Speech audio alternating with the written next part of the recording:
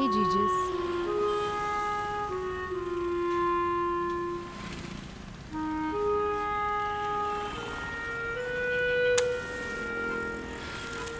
मायापुरी किताब है क्या?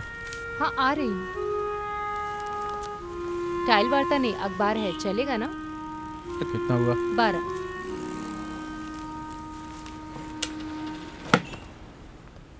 हाँ। हेलो। हम्म। नमस्ते। सुबह आया था, तुमसे मिलने की सोच रहा था। फोन पर बात करने से बेहतर सोचा तुमसे मिल लूं। वेटिंग चार्ज भी देना हमारे लिए लाभदायक है। आज क्लास नहीं नहीं, है? एग्जाम हो रहा है ना, सेमेस्टर एग्जाम है इसलिए। वैसे क्या हुआ, मूड ऑफ लग रहा है? नहीं, ऐसा कुछ नहीं। तुम्हारा चेहरा उतरा हुआ है। ऐसा कुछ भी नहीं है। हाँ, अ, अ, छोटा सा एक गिफ्ट है। सच कहूँ तो इसे गिफ्ट नहीं बोल सकते। मेरी पसंद की चीज़ को किसी को देने के लिए मेरी माँ ने बहुत प्यार से रखा था। पेंशन मिली थी तब खरीदी थी। माँ टीचर हुआ करती थी। इसके साथ एक मंगलसूत्र बनवाना है, ऐसा माँ बता रही थी। लेकिन मैं... कोई लेकिन वेकिन नहीं, इसे अभी रख लो। ऐसी बात नहीं है, बहुत वक्त गुजर चुका है। मैं इसे लेने के मूड में नहीं हूँ। अभी कोई जल्दबाजी नहीं है, जब पहनने का मन करे तब पहन लेना। फिलहाल इसे रख लो। ऐसी बात नहीं है। मैं कल से परेशान हूँ दादाजी को लेकर। उन्हें कुछ हो ना जाए, मेरा दिल घबरा रहा है। ये सब बस तुम्हारी सोच है, तुम्हारे अंदर का डर है। ऐसी बात नहीं है। हमने कल बहुत देर तक बात की। मौत के समय में जो गाते हैं, कल वो दादी माँ ने गाकर सुनाया। दादाजी कह रहे थे वो अक्सर झूठा गाना गाती हैं। सर ने ठीक ही बोला होगा। दुख को कन्वर्ट करके खुश होने का दिखावा करना बड़े लोगों की आदत है। दर्द कभी बदलता नहीं है। दर्द हमेशा दर्द बनकर ही रहता है। उसे स्वीकार करना ही सही रहेगा, लेकिन हम उसको खुशी में बदलने की बेकार कोशिश में लगे रहते हैं। ये भगवान को भी ठीक नहीं लगेगा। दर्द अनुभव करने के लिए होता है, खुशी मनाने के लिए नहीं होता। वैसे हम आजकल प्रकृति के खिलाफ चल रहे हैं ना। हमारे अंदर खुदगर्जी की भावनाएं हैं प्रकृति के खिलाफ जाकर खुशी को अपनाने का। हम उस प्रकार नहीं कर रहे हैं तो प्रकृति के खिलाफ ही है ना। विमला, मैं तुम्हारी इस बात से सहमत नहीं हूँ।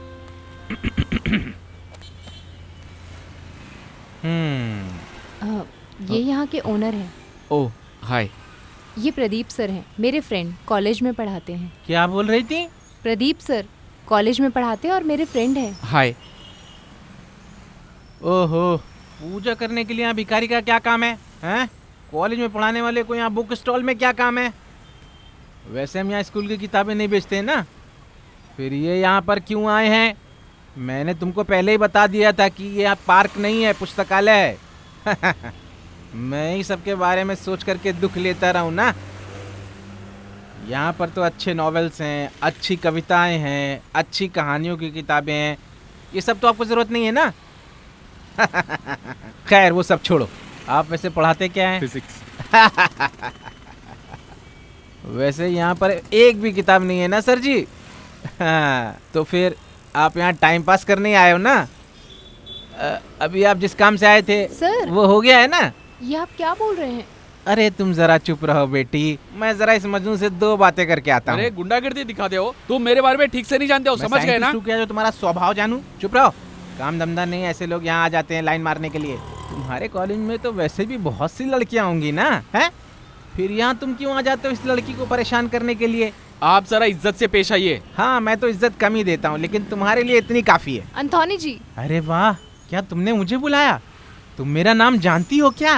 मैं यहाँ से जा रही हूँ, बहुत हो गया आपका। बहुत अच्छा फैसला किया है तुमने, लेकिन तुम यहाँ से ऐसे ही नहीं जा सकती हो। तुमने मुझसे कुछ एडवांस पैसा भी लिया हुआ है। मेरे पास काम करते हुए दवा के नाम पर, खर्चे के नाम पर जो पैसा तुमने लिया है, वो सारा पैसे का हिसाब किताब मेरे पास रखा हुआ है। प्यारी प्यारी जनता, जरा इनको देख लो। इधर आओ, इधर आओ। इनका नाम है प्रदीप। अगर मैं कहीं चला जाऊं तो अंदर इनका यही काम है। हाँ। विमला, चलो। थोड़ी देर रुक जाओ बेटा, मैं तुम्हें आराम से छोड़ दूंगा। तुमने एडवांस में पैसे लिए हैं, हाँ? भूल गई क्या? याद है तुम्हें? दादाजी की दवाई के लिए, दादी माँ के खर्चे के लिए बहुत सारा पैसा लिया है। वो सारा पैसा लिए बिना मैं तुम्हें नहीं जाने दूंगा बेटी। हाँ, और तुमने मेरा जो खाना खाया और नींबू शरबत पिया है, उसका हिसाब अलग है। मैं तुम्हें यकीन दिलाता हूँ कि मैं मेरा पैसा लेके रहूँगा। तुम्हें इस तरह से नहीं जाने दे सकता हूँ मैं। हाँ। विमला तुम टेंशन मत लेना, मैं पैसे लेकर आता हूँ। ये तो बहुत समझदार है।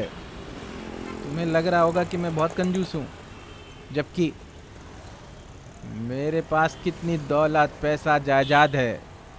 कितनी बार मैं तुमसे कितने प्यार से पेश आया था, तोते की तरह समझाया, फिर भी तुम्हारे अंदर अहंकार है।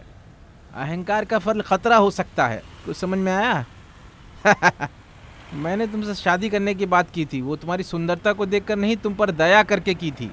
दया करके, DAYA, दया। मैं तुम्हारी मदद करना चाहता था और तुमने मुझे यहाँ लाकर खड़ा कर दिया। आज के ज़माने में किसी की मदद नहीं करनी चाहिए। मुझे तुम्हारा काम नहीं चाहिए, ना ही तुम्हारी मदद चाहिए। इतने सालों से तुम्हें बर्दाश्त कर रही हूँ। घटिया चमड़ी चोर कहीं का। अरे चमड़ी चोर दूसरी कैटेगरी में आते हैं, जो अखबार में छिपकर इज्जत उछालते हैं। ये बात मैं नहीं जानता हूँ क्या? मैं भी ऐसा ही कर सकता हूँ। मुझे और भी काम है यहाँ खड़े होकर तुम पर लाइन मारने के अलावा। मेरे पास टाइम नहीं है, नहीं तो मेरी कमाई कम हो जाएगी। समझ में आई मेरी बात तुम्हें? हेलो, कौन है? एंथोनी बोल रहा हूँ मैं। कितनी कॉपी चाहिए? दूंगा ना। मैंने बाइबल बेचकर धंधा किया है। अरे सब लोग झूठ बोल रहे हैं। मैं अंटार्कटिका जाकर आइस बेचकर पैसे कमाकर धंधा शुरू किया, ऐसा इंसान हूँ। इसीलिए लोग मुझे एंथोनी भाई कहते हैं। समझ गए क्या?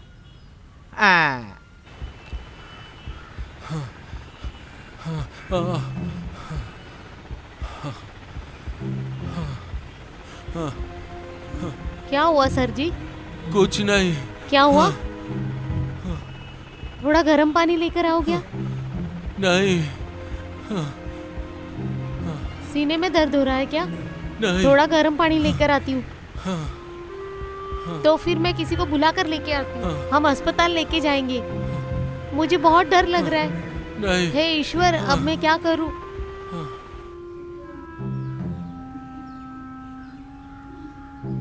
हे ईश्वर, इन्हें कुछ नहीं होना चाहिए। अरे बेटा, क्या बात है जरा माँ जी? इधर आना।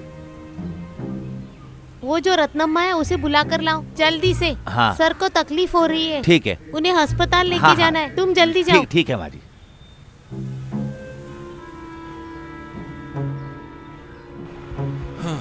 आपको बहुत दर्द हो रहा है क्या? सांस लेने में तकलीफ हो रही है? अभी कोई आ जाएगा, मैंने बुलाने के लिए भेजा है। चलिए उठिए, हम अस्पताल जाते हैं। उठिए,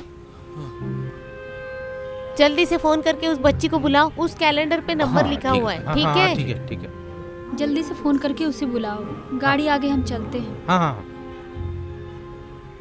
हेलो, बुक स्टॉल है ना? हाँ, वही है। विमला है क्या वहाँ? मिलेगा। मैं छुट्टे भी बेचता हूँ और होलसेल में भी बेचता हूँ।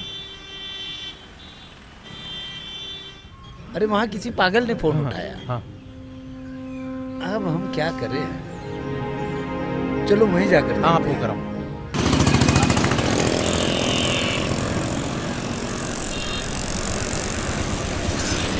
तुम जरा यही रुको, मैं आता हूँ।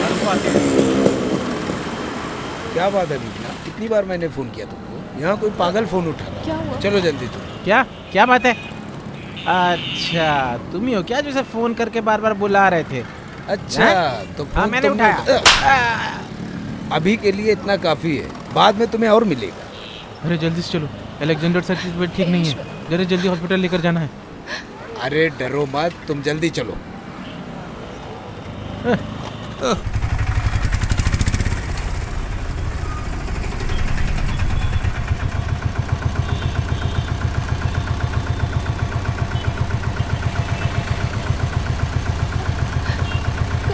ICU में।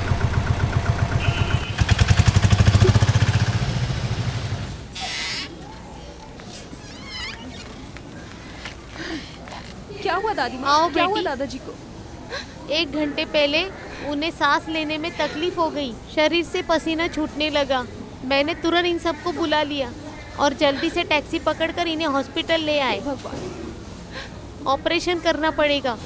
16,000 का खर्चा आएगा। मैंने सारा इंतजाम कर दिया है। उन्होंने कहा यहाँ पर बैठो, सर को कुछ नहीं होगा। दादाजी कैसे हैं? डरने की कोई बात नहीं बेटी। बेटी, ईश्वर हमारा साथ नहीं छोड़ेगा।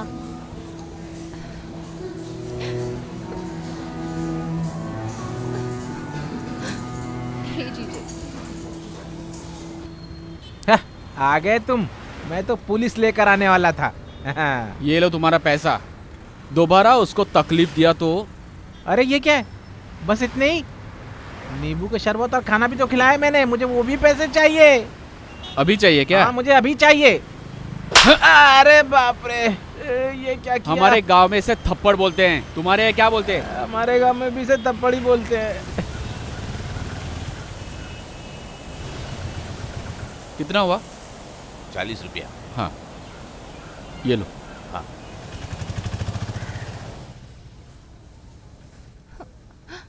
विमला, मुझे सब पता चला। डरने की कोई जरूरत नहीं है। यहाँ एक डॉक्टर मेरा दोस्त है, प्लास्टिक सर्जन डॉक्टर वेणुगोपाल। मैं एक बार उनसे मिला भी था और उनके बारे में बात भी की थी। कार्डियोलॉजिस्ट को बताया था। मुझसे कुछ नहीं बोला जा रहा। मैं बस ईश्वर से प्रार्थना कर रही हूँ। आप इसे कुछ खाने के लिए बोलिए। इसने अब तक कुछ नहीं खाया है, पानी भी नहीं पिया है। अरे विमला, तुम जाकर कुछ खा लो, मैं यहाँ सब संभाल लूंगा। इस तरह उपवास करने से कुछ नहीं होगा। मुझे कुछ नहीं चाहिए। यहाँ से कहीं जाने का मेरा मन नहीं कर रहा। माँ जी, आप इसे लेकर जाइए चलो और आप बेटी। लोग कुछ खाकर आ जाओ। मैं यहाँ सब संभाल लूंगा। चलो जाओ। बेटी, ये यहाँ है ना? चलो। हाँ, चलो। अलेक्जेंडर सर के साथ कोई आया हाँ, है क्या? मैं उनके साथ हूँ। वो इस दुनिया में नहीं रहे। Very sorry. अरे नहीं,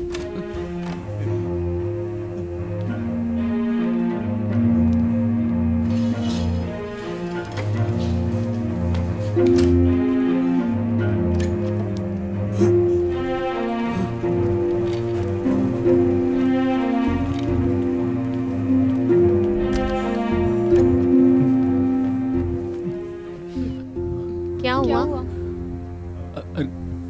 कुछ नहीं। क्या बात है, बताइए। बताओ प्रदीप, क्या हुआ? मैं आपसे कैसे बताऊँ? कुछ समझ में नहीं आ रहा कि मैं मतलब क्या हुआ, प्रदीप, बताइए क्या ना हुआ? आप। अगर किसी को बताना है तो बता दीजिए, सबको खबर दे। हे ईश्वर, हमारे अलेक्जेंडर सर अब इस दुनिया में नहीं रहे। नहीं रहे विमला, नहीं रहे।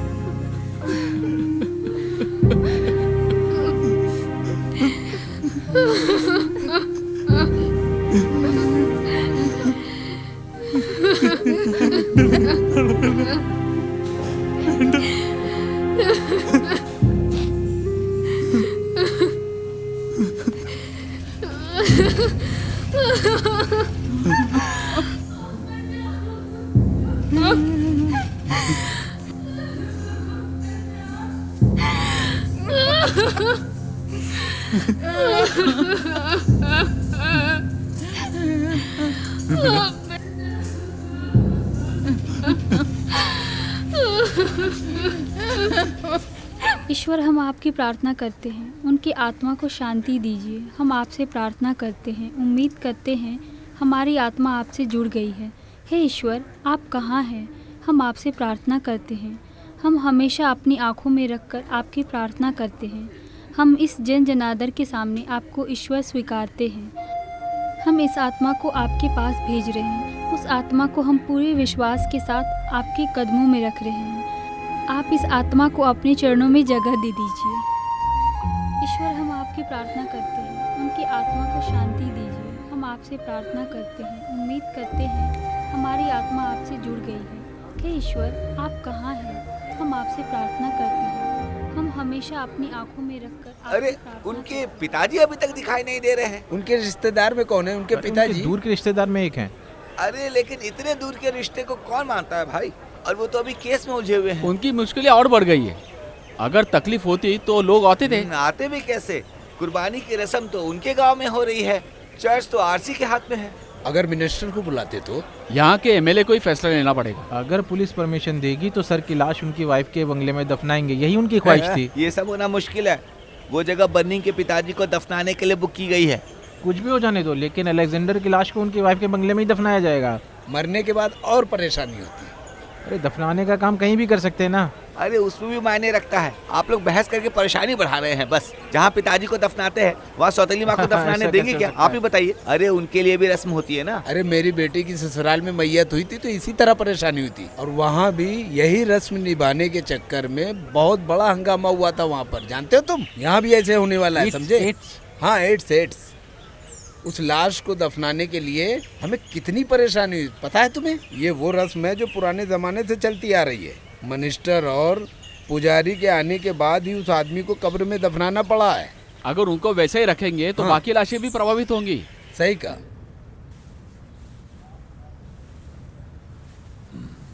बेटी जरा इधर आना।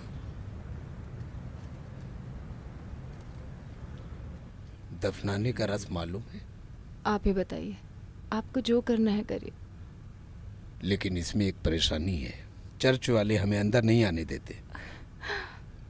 दादाजी की आखिरी ख्वाहिश थी दादी जी के साथ ही में रहे। डैडी मम्मी को जहाँ दफनाया गया था वहाँ उनके बीच में रहना चाहते थे। अभी वो मामले को और आगे बढ़ा देंगे। जब वो लोग चर्च में प्रार्थना करने के लिए आए थे तब हमारे लड़कों ने उनके साथ मारपीट की थी। वो इसका बदला लेने के लिए चर्च के इर्द गिर्द तलवार, कोयता, डंडा लेकर भीड़ जमा कर रहे थे। समिति वालों ने गड्ढा खोदने की इजाजत नहीं दी। फादर, दादाजी की आखिरी ख्वाहिश पूरी करनी ही होगी। मेरे अकेले सोचने से कुछ नहीं होने वाला है। अलेक्जेंडर सर के रिश्तेदार लोग हैं ना, उनके भाई भी है ना, सभी लोग अच्छे खासे पोजीशन में हैं। हाँ, तुम जरा इब्राहिम से बात करके देखो, वो इनके भाई है ना। भले ही उनको कोई भी नाराजगी हो, लेकिन इस प्रॉब्लम में मदद करने के लिए आगे आएंगे। रिश्तेदार तो बहुत हैं, लेकिन वो लोग इसमें शरीक नहीं होंगे, आपस में एक साथ नहीं जुड़ेंगे। मेरे दादाजी की जो ख्वाहिश थी वो किसी भी तरह पूरी होनी ही चाहिए।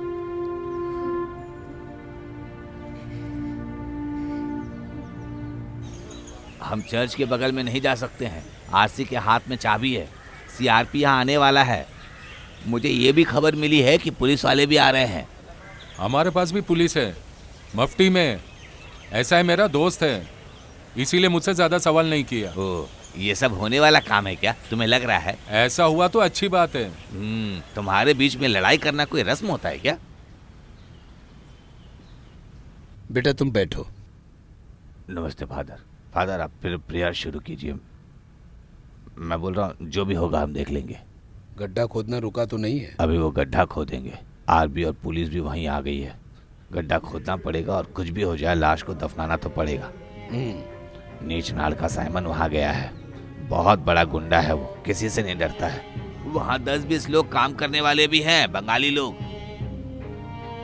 कुछ भी हो जाए ये जिद का काम है, ये भी तो हमें ही देखना होगा ना। अच्छा, मार के बदले मार। एक और लाश नहीं होनी चाहिए हमारे पास।